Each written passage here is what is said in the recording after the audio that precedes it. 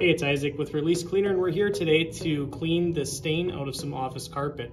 So what we have with us today is a pail of hot water, and we have a scrubbing brush here, of course Release in our ready-to-use 20:1 dilution, and back here we have some microfiber cloths. So to get started, we're going to take our ready-to-use 20:1 dilution of Release here, and we're going to apply it and spray it onto the stain, and we're going to saturate the soil so that it associates with it. So the next step we're going to do is we're going to take our brush here and we're going to agitate.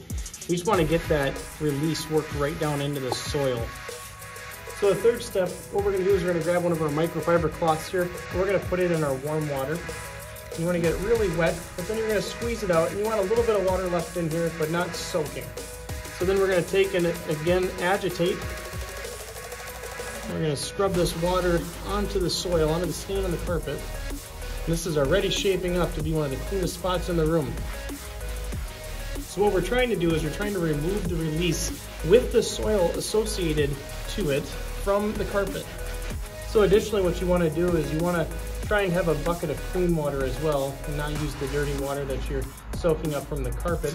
And we're going to get the microfiber really dry now. We're going to try and get all the water out of it before we apply it again.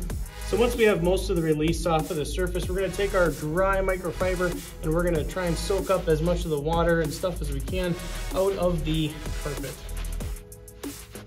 So here's a look at our finished product. Again, this was Release ready to use in our 32-ounce spray bottle. That's a 20:1 dilution.